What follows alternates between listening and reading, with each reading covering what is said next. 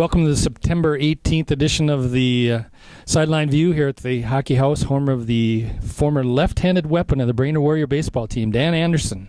We got to give Big Dan a plug here. So, well, what do we got? We got some swimming, some tennis, some soccer to talk about, but let's maybe recap our football games last week. You were at Pequot Lakes, and they pretty much handled East Grand Forks Green Wave. Yeah, 21-0 there. A good running game with Shea Ziedler, who was kind of a replacement for Tyler Tappy, who hurt his ankle the week before. So a little depth for the Pequot Patriots at running back.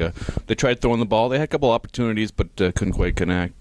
Defensively, they got a couple three turnovers, so they were happy to pitch a shutout. I guess the big story, though, is the whole complex. First time they played there in almost 2 years, I guess, because all last year was wiped out because they were putting a brand new field in, brand new school. So it looks really nice. Just a fantastic facility now. A big gym for the basketball and volleyball teams, so that'll be nice for the fans too. And I covered Brainerd, played Alexandria a very close first half. It was, I think, 14-10 at the half. And, tight game. I mean, then Brainerd pulled away from them in the second half. Scored pretty early in the third quarter, and then scored off a fake punt. It was a beautiful call by the coaching staff. I mean, they saw the formation that Alec was in. Connor Gessel was not covered, and they just pitched him the ball, and it was like, boom, he scored on a 42-yard TD. So that was the big play of that game. And Brainerd's 3-0, ranked fourth in Class 5A now, and really got it rolling, playing some good defense. I mean, I just was totaling up their stats. I think they're averaging like 45 points a game to like 10 being allowed, and I think they're over almost 350 yards a game to like 200 some for the opposition. So they've really got it going right now. Got a nice test this week. Apollo is unbeaten. They kind of turned it around mid-season last year. They won 4 of their last 5, with the last being in the section semifinals. So they're coming in here sky high. St. Cloud Tech's unbeaten as well. So that should be really a fun one, matchup of 2 unbeaten teams on Friday. Has Brainerd? It seems like Brainerd's faced a different type of offense each week. Talk to me about just the coaching staff and getting these kids ready each week for a different style. Yeah, it's been actually the last 2 weeks, have been the spread, no huddle for the most part.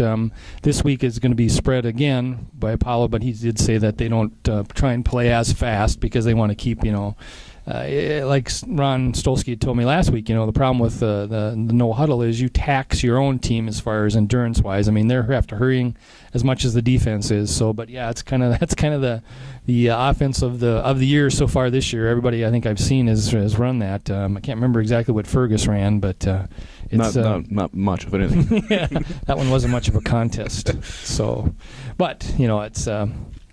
That's kind of the way it is here right now, and football is a spread is the deal. But soccer, last night, I know the girls' soccer team lost their first game in conference play. Boys got beat by Alexandria 4-1. So not a good night on the soccer field. And you got a big swim meet coming up on Thursday. Third-ranked Sartell in Class 1A comes into Brainerd here, and Brainerd hasn't lost. It's just been drubbing everybody so far, and also won that Park Rapids invite last weekend. So that should be a very good swim meet.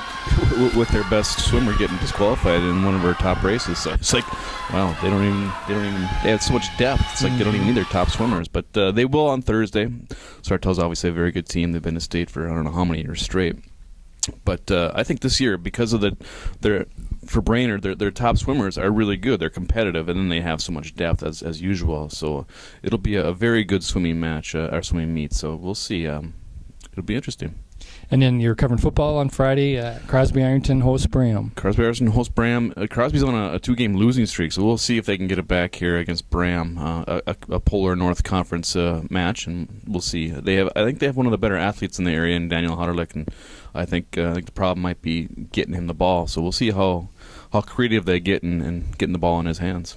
And you covered tennis last night as well, and yes. Brainerd won 6-1 there. How did they look? Brainerd tennis is looking really good. Their only hurdle right now is St. Cloud Tech, who is in the south side of their section, so they could get to the section finals and hopefully meet Tech again. I know all the girls on that team want to. They really enjoy playing Tech. Apparently it's a good rivalry, a good friendly rivalry, and they like playing better tennis. Right now, last week they won 7-0. Yesterday they won 6-1, and it seemed like they had them handled pretty easily. But they're playing good tennis right now.